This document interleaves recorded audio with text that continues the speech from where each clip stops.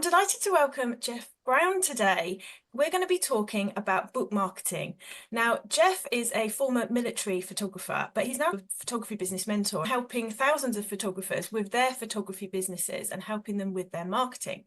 So what Jeff has very cleverly done is he's become a self-published author, and it's this that I really want to dig into in today's interview to find out how he's been using that in his marketing strategy and how that's benefited his business. So welcome, Jeff. Thank you. Thanks for having us on board.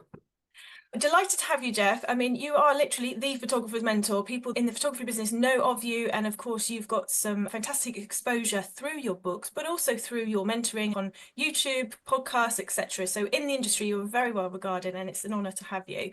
I'd really like to dig into that expertise today, find out about your book marketing journey and how it was that you went from military photographer to the photography mentoring that you do, and now obviously to the authorship genre as well. So do tell us how you got started with your first book. So obviously I was a photographer, I had my own photography businesses for 10 years. Then I got into the mentoring side of things after a change of direction, and I moved away to Northumberland, to a remote rural part of England.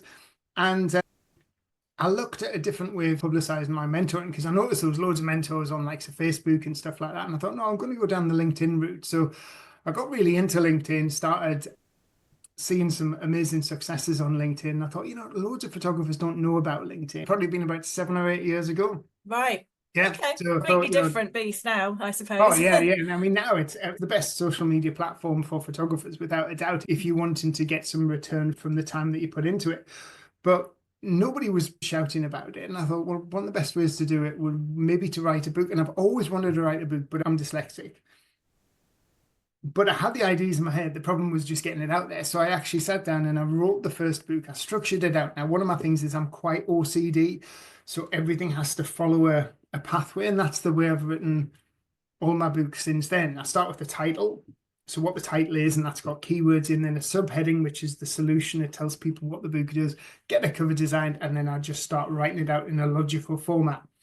So that's my current LinkedIn book, which is my 4th edition. So it's quite a chunky one. This has gone to international bestsellers numerous times, #1 bestseller in America. Wow, congrats, fantastic. But this was the first one, right? Which I dare not look through again. So it's only 49 pages. It's more like a pamphlet. You can see it's a lot thinner, yeah. Yeah. So if you've got the 2, right? So this is the 4th edition. So this went through, that was the first. And then it jumped up to this one, which was the second, which had about another 30 pages. Then the 3rd edition was a lot bigger. Now, the reason I'm showing you them is just, even with that first edition, which had spelling mistakes, because I didn't get into having a copywriter at the time. I just got my mum to check it. You did it all yourself? I did it all myself, got my mum to check it, got a friend to check it who's an avid reader, and then put it out there. And even with just that first book, I got onto a couple of podcasts. And that first book, I got onto the PhotoBiz X podcast, and I got about 15 clients. Oh, that's a huge podcast in the industry, isn't it? Yeah. And that got me, that started to get me out there internationally and get me seen in America and Australia. So one of the things I teach now to my clients and I mentor with is get a book out there. We've all got a book on us, in us somewhere. It could be our expertise, it could be our passion. And it's about not thinking, oh, I'd love to do it. Just actually do it. Right, because my first one was crap, from a literary perspective, but the content was valuable. So even though there were spelling mistakes and stuff, people were like, yeah, they pointed out the spelling mistakes, but says, Jeff, we found it useful. It's made us look at LinkedIn differently. So it's not a story. So it's not trying to grab people into a story. It's trying to serve a purpose and help people. I think you're so right. And if we wait for everything to be perfect, we'll never move forward with anything. And I think that can actually hold photographers back when it comes to marketing content, just for their blog, their website, etc. And people saying, oh, I'm embarrassed to share my website link because it's not perfect. And you've just got to put it out there, actually, haven't you? Yeah. And in your case, you had so much expertise around that, and lots of photographers obviously needed to tap into that network, and you obviously presented that information in a way, like you say, spelling mistakes and all, but who cares? Because the information was there. And were you affiliated with LinkedIn at all in regards to the book, or was it more just purely from experience of using the platform? And I'm still not affiliated. I've got like over 65,000 followers on LinkedIn now, Right. Probably one of the biggest in the industry on the platform, but I'm not affiliated with LinkedIn, but I'm passionate about it because I can see how it changes photographers' businesses, and they don't have to spend money on ads. It's not like plowing loads of money at Google AdWords and stuff like that. Yeah. I think you and I are of the same ilk in that sense. We are passionate about supporting photographers doing organic marketing and Mm. supporting them to not throw away their money on ads and just sheer luck. I often say, don't waste your time sitting there waiting for the phone to ring. You've Yeah. got to be proactive, as you've said there, make things happen. But oh, that's fascinating. So you literally had the idea. I mean, how long from the idea of doing the book to getting it out there? What was your process for that first one? I always come up with a title, and the title's got to have keywords in, because they always say, don't judge a book by its cover. But on Amazon, on the online world, the cover is the most important bit. And my first cover was crap. My second cover wasn't much better. Getting better, I'm You've learning. evolved, Yeah, yeah. because you got to look at the competition and think, oh, what colors could I use? What words can I use to stand out and really pop? And if it's a Yeah. solution based, so you're solving somebody's problem, then you've got to have keywords in there, but also use the subheading to say what that book actually does for them. So you read the headline, mine's called the Photographer's Missing Link, which is the LinkedIn book, and then build a premium brand and grow your following on LinkedIn. So it tells you what it actually does.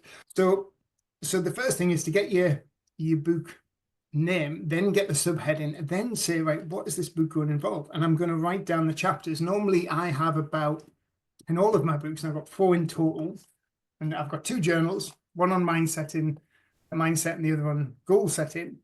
And then I've got the 2 sort of businessy ones, one on website, Amazing. LinkedIn.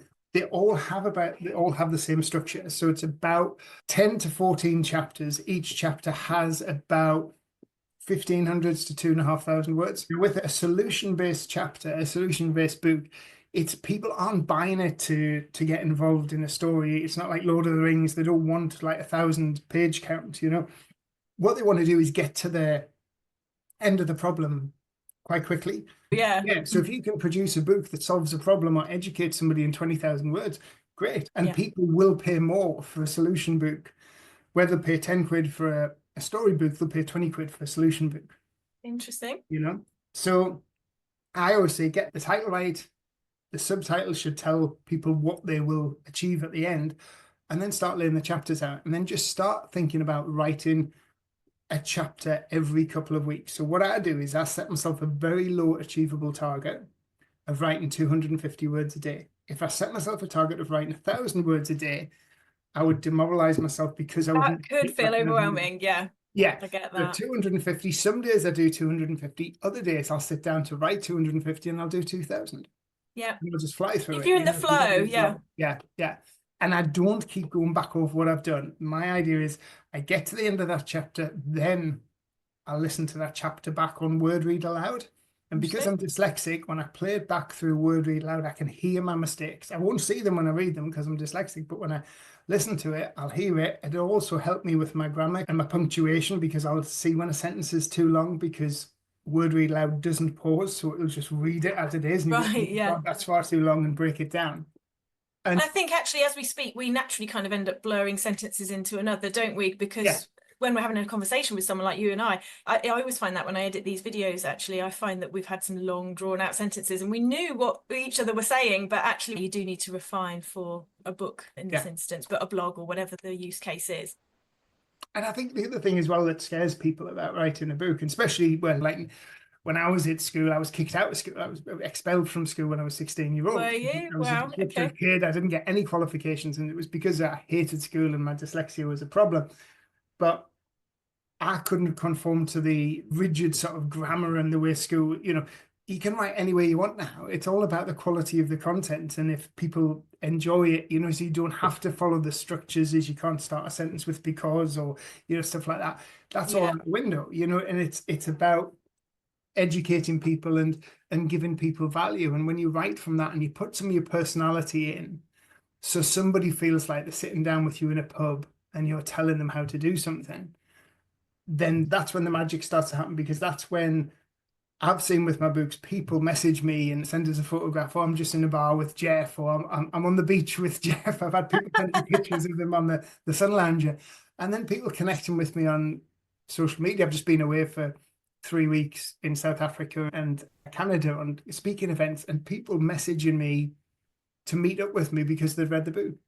Or my, one of And my did you do books. that? Did you have like a bit of a book Yeah, tour? I had one guy came and picked me up in Canada and took me to Niagara Falls for the day and took me out for food and stuff. Another guy came to Johannesburg from Northern Congo Wow, okay.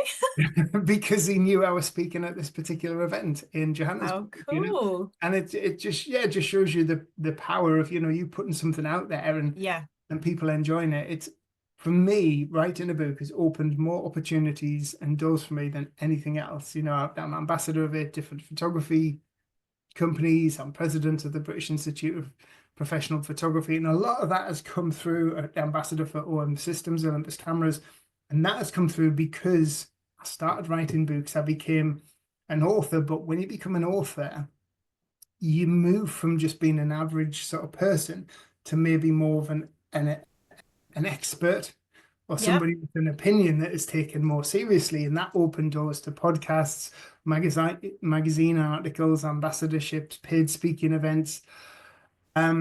Amazing. Yeah, there's something Yeah, about that credibility piece, isn't it, around having a physical book, yeah, because I think even though self-publishing has opened the doors and means that anybody could arguably become an author, as long as you've got a great idea and the ambition and the will to actually yeah, create the thing, yeah, it's still very much a highly coveted thing, to actually have a book, yeah. and it's that instant prestige from being able to Mhm. say you're an author and you've got a book. And so it's obviously an opportunity for other people to really jump on, because you did, and look where it's taken you, as you say, Yeah, podcast yeah, interviews, media features, yeah, in global connections, yeah. community, work, presumably through all of that for your mentoring as well.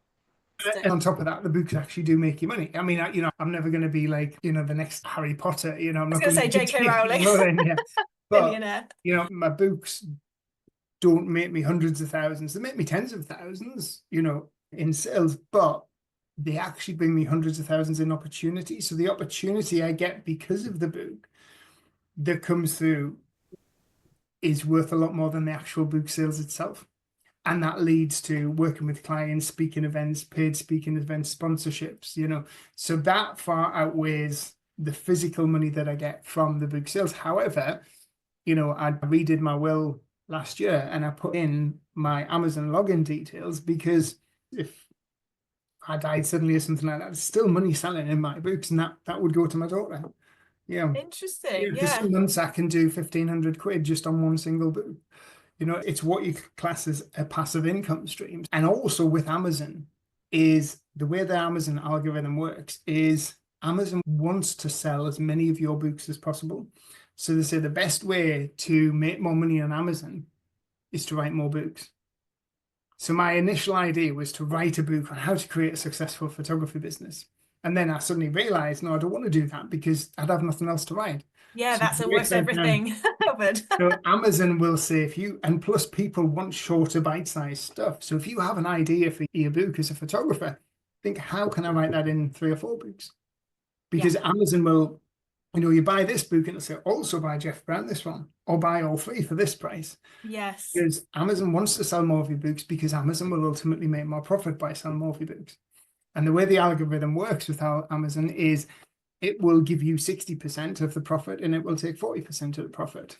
So there's no upfront costs. It's so easy. You can be a published author now and get your book out there with, other than your design fee for getting your cover done. And, I would recommend getting a proofreader, which I have now.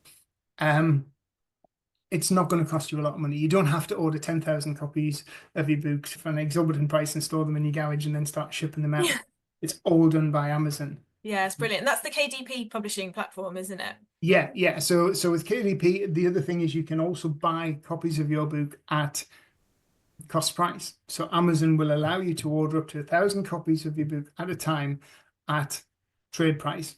So they will then ship them to your home, and you can take them along to speaking events or Yeah, events, sign giveaways. them and hand them out and sell them. And what happens is when you upload your book to the KDP platform, it will tell you how much that book will cost to print and ship. So it'll say, right, this book will cost, depending on whether it's color or black and white, how many pages you've got in, whether you want hardback or paperback or both, this book will cost you £2.50 to print and ship. How much do you Right. want to sell it for? So if you say, right, I want to sell it for £12.50, Amazon gives you £6, they take £4.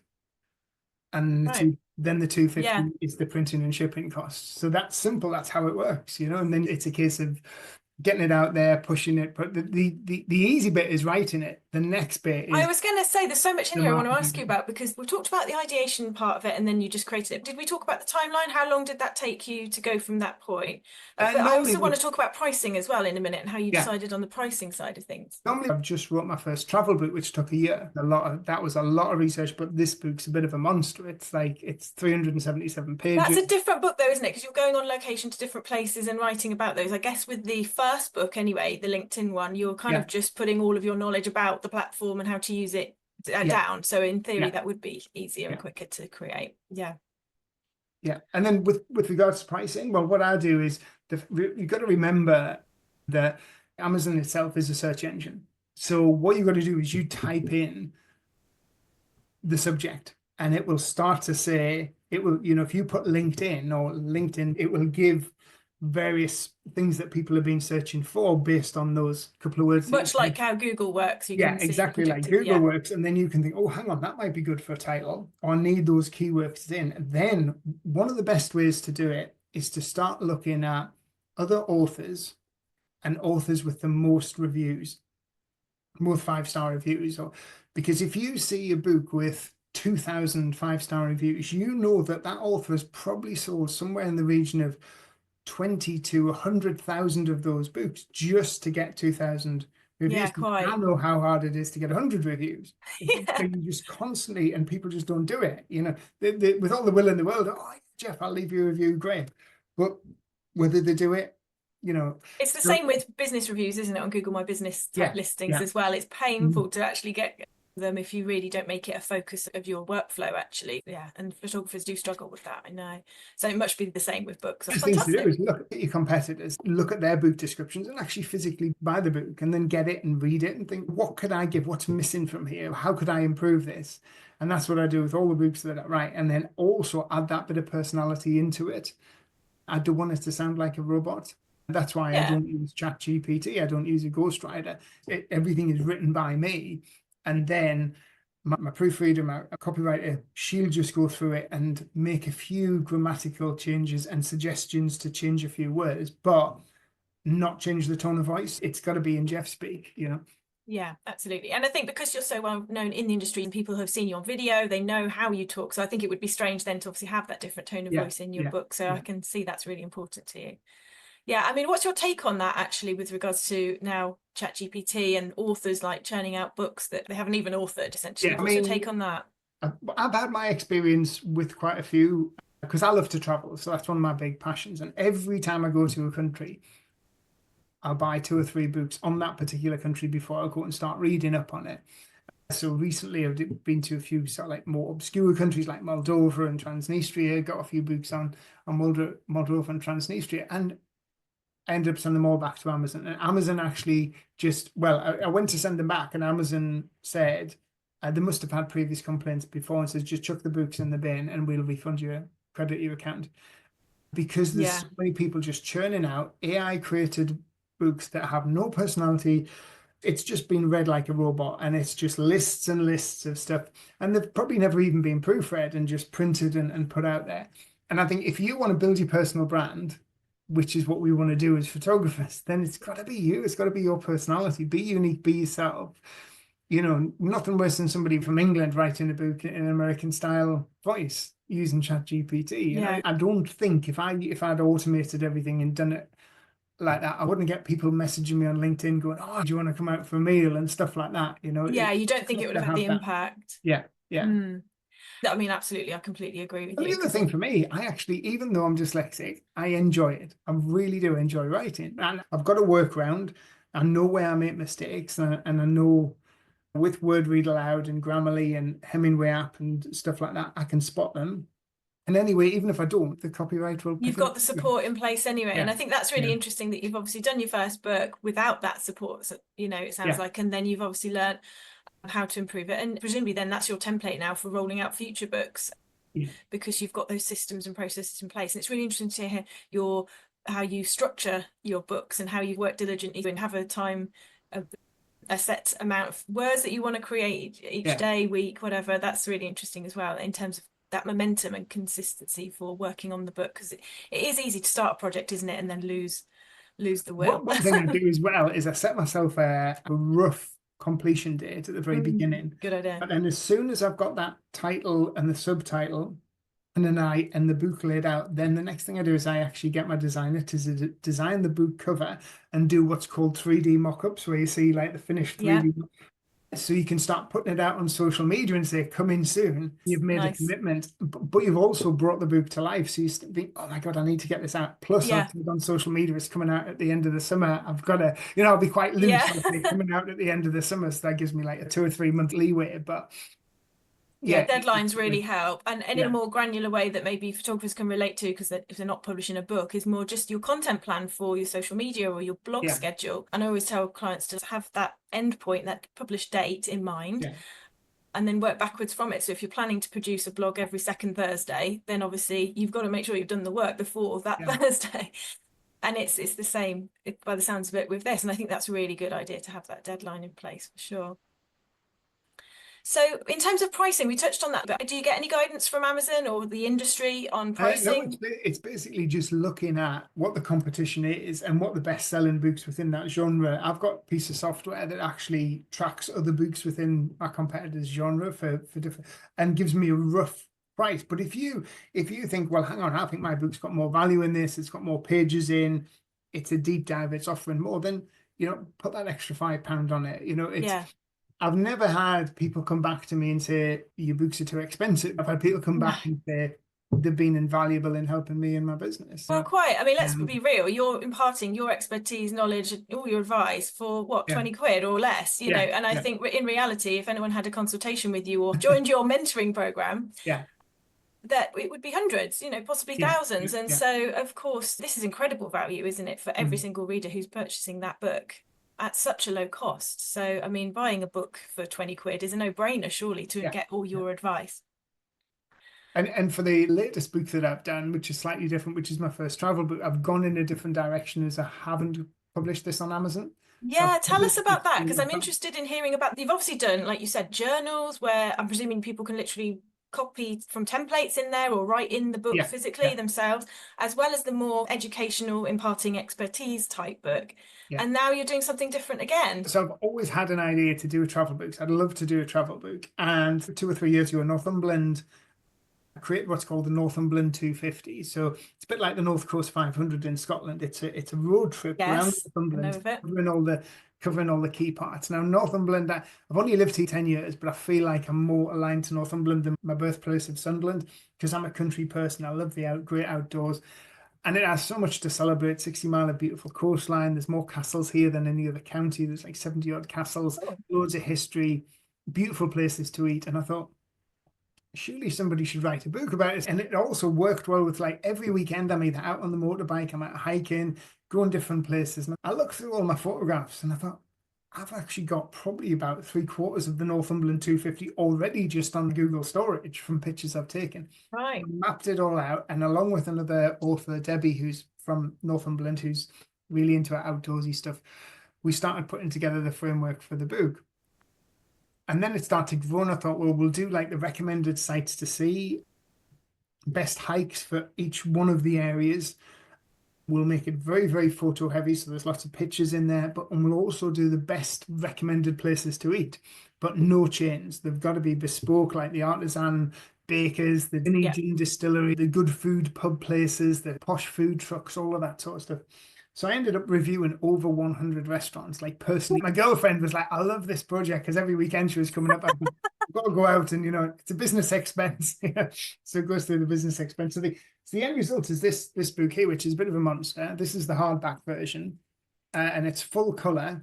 And the quality, the 150-gram pages, the Oh, wow, quality of looks amazing. the pictures is fantastic. And a lot of these pictures have just been taken on a mobile phone. Nothing the matter with that, And they're all your photos and your all my words. photos, yeah. We've done the research into the history, so the actual journey of writing the book has been fascinating. I've learned, so even though I've only lived here 10 years, I probably know more about the county than people You're who like a local yeah. expert. Because I talk to people in the bar and say, "Oh, do you know this?" "Oh, I didn't know that." And so the whole Well, journey's been exciting. So what yeah. we did with this one is because I wanted it to be a really visual, stunning book with beautiful pictures in.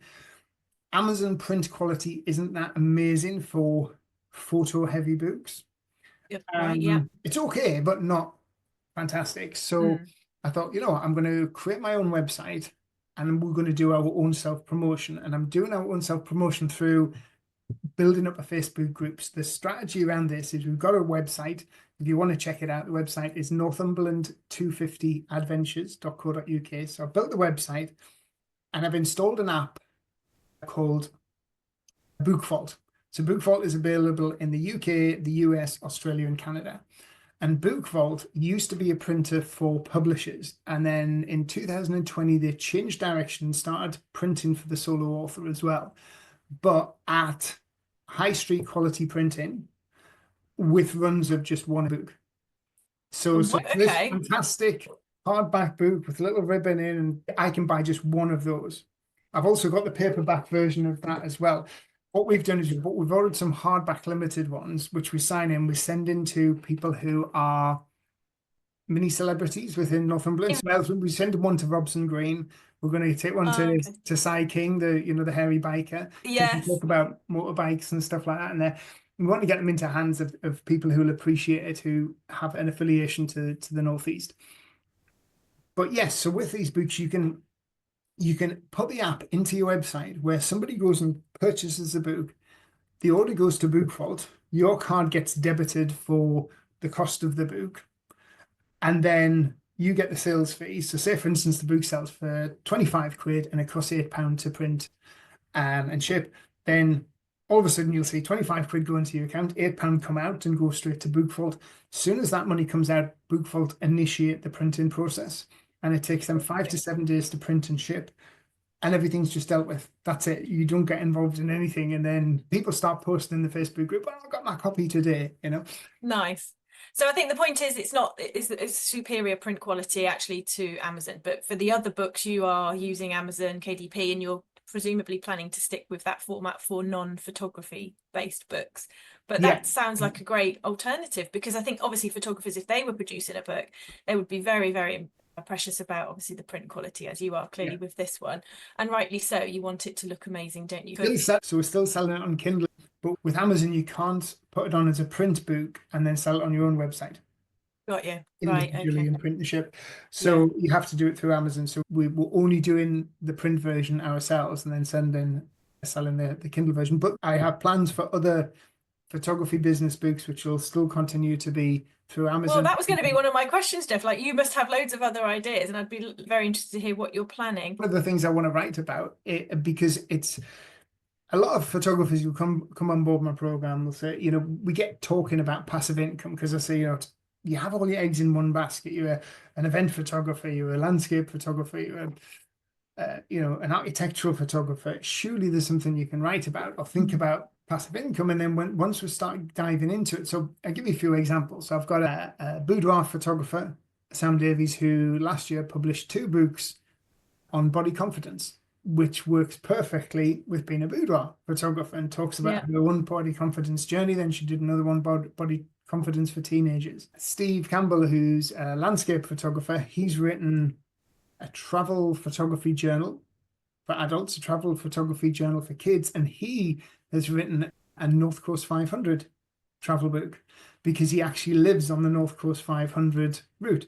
So Yeah. he's gone out and photographed it, and that's getting himself out there. That's helping with his authority. And then another photographer who I'm working with at the moment, Susan Allen, she's an architectural photographer in Scotland, and she's writing a book which she's absolutely loving once we got the idea together. And it's like mysterious and hidden Edinburgh and Scotland. So all these architectural buildings, castles, Yeah. Yeah. graveyards, alleyways. So that again fits in nicely with the niche that she's Yeah, in. they're not doing something completely random, but albeit, with your motorcycling and everything else, you've proved the point that you can actually diversify from your perhaps core Yeah. business or focus on in the working world. But like you say, they're sticking with their niche and they've thought, what can I create a book around? That's really clever, under your mentorship, obviously. Yeah. And I mean, another one of my clients who's also a photography mentor herself is Emma Dunham, who does food photography mentoring. And she's written a book, The Food Photographer's Journal. And it's basically all the food photography dates, like National Cake Week, National Fish and Chips Oh Day. yeah, I know all of those very well. As a PR person, I've been using those for donkeys.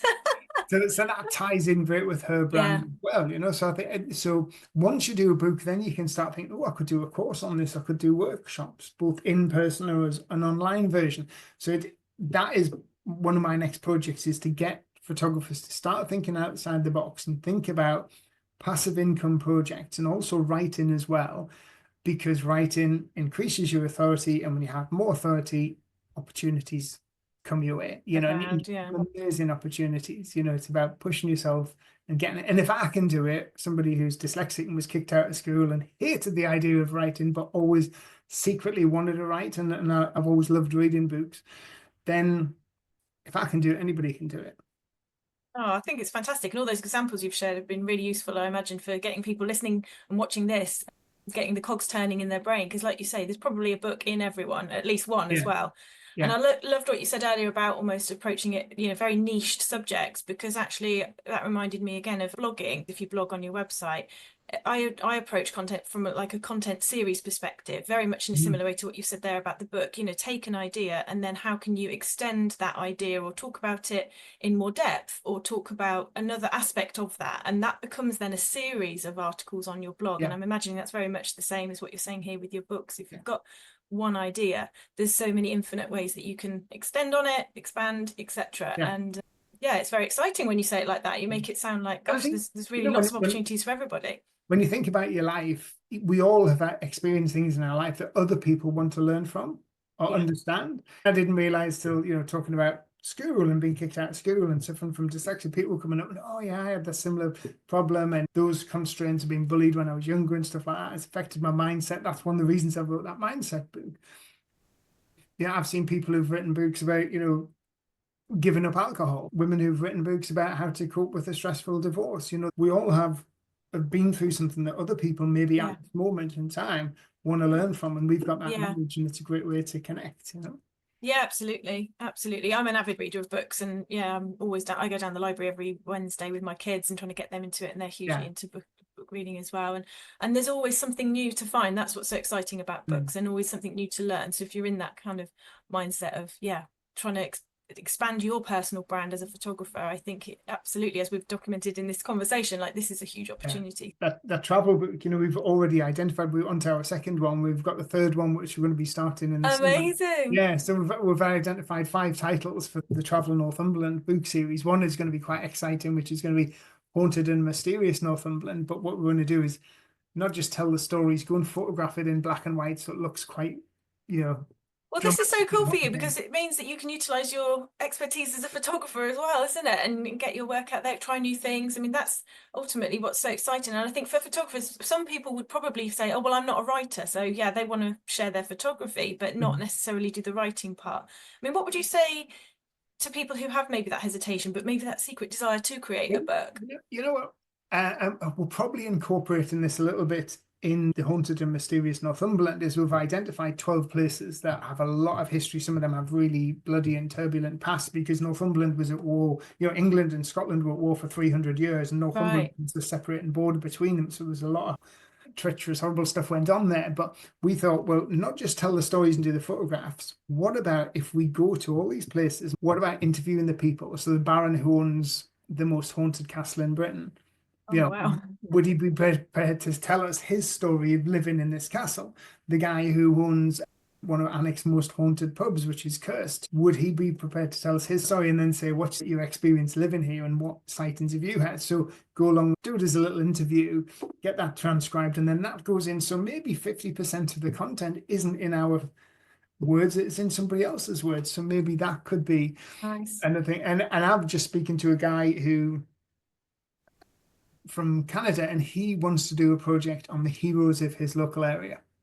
And obviously, he will do like a headshot for them, and he will do an environmental portrait, but then also find out a bit of their backstory, what makes them who they are. So he's going to put together a book, and then the money from that book will go to a local charity as well. So the heroes, the people who are within the community who go that little bit, go that extra mile, who give back a lot purely just because they're amazing people. Yeah. Yeah. And like you Um, say, that then puts the spotlight less on him as the photographer, but still creating the opportunity to showcase his work and build that yeah, yeah. authority as And I the mean, author of the book. his book is really going to just come together by asking a series of questions, maybe about Yeah, 6 or 8 questions, and then they will answer, and then that will become the content for the book, which yeah. is the easy way to start So on it needn't the author stop you journey. then if you don't consider Yeah, yourself a writer as such. There are ways around it. And again, yeah, bringing it back to the blogging side, thinking more about that, it's the same for your blog. If you're really stuck for writing, you could absolutely, interview experts. I mean, as I'm doing, interviewing you, this is going to become a piece of content on my blog, and it's just a conversation, and it's easy yeah, to yeah, create in a way, yeah, and it's interesting stuff that people want to hear. So yeah, a fantastic way to kind of get involved in it, even if you have that hesitation about not yeah. being great with words. I mean, you've obviously, your own story and your own success with this is absolutely proof that this is possible. And yeah, thrilled to hear about all your different books and things in the pipeline, Jeff. It all sounds amazing. And thank you so much for chatting to me and sharing all this insight into this book marketing. It's really, really interesting. And I'm hoping that everybody who's listening has got a lot from this and maybe go away and feel like, yeah, I could do it. Why not? Yeah. And And then feel free to reach out. If you have an idea, feel free to reach out. I'm always happy to drop you a little voice message back and give you some guidance, because I yeah, love to you're the keep guy to people come to fulfilled. Yeah. for sure. Well, best of luck with your latest book. Is it just out recently, Jeff, or is it out soon? So the big Northumberland one that's out now, yeah, that's been out about a month now. And then Okay. the next one, which is all going to be about Hawley Island, the little island off Northumberland, we're hoping to have that out in about 2 months. Wow. Wow, well, amongst all your traveling and your book creating and your mentoring, you're a very busy man by the sounds of it. So appreciate the time you've spent with me today talking about all of this. Truly fascinating and really Thank you, appreciate sir. it, Jeff. Thanks Really very nice to much. speak to you again. You as well. Thanks again. Take Thank care. you. Bye now.